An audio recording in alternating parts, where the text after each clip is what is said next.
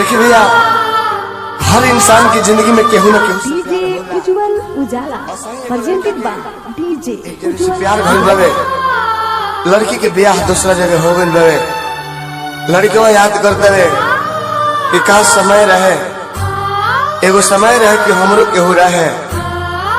आज हमार केहू नहीं खे, लेकिन उनके याद के सहारे अपन जीवन बितावत तनी।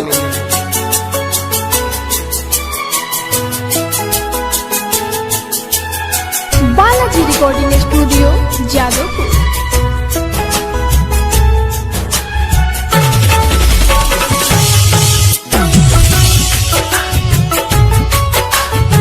Music by Rajan Afsana presented by Videshi Lal entertainment.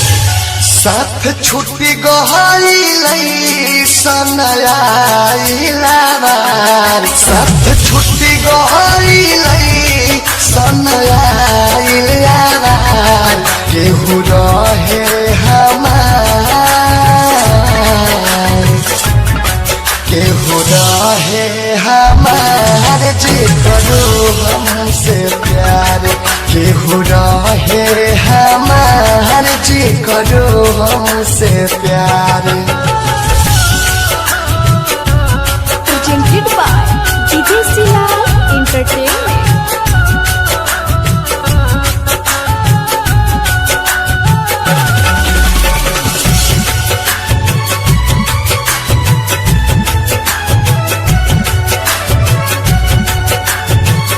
Presented by Videshi Lal entertainment.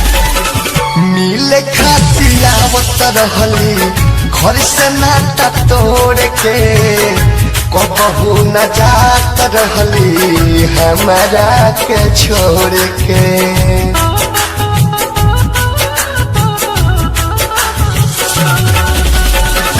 मिले खातिर आवत रहली घर से नाता तोड़ के, कबहू न जात रहली हमारा के छोड़ के।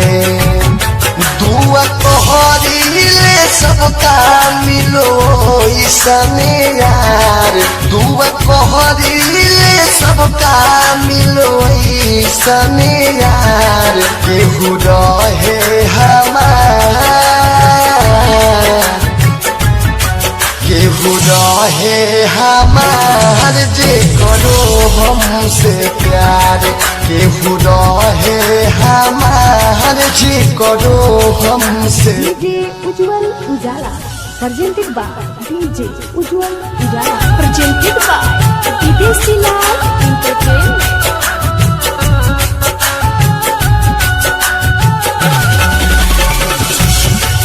Balaji recording studio Jadavpur.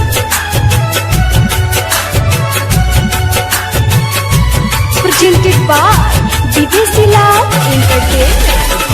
दूर किसबे दर्दी कैसन लिखले विधाता, प्यार कह दे वाला के काहे टूट जाला नाता।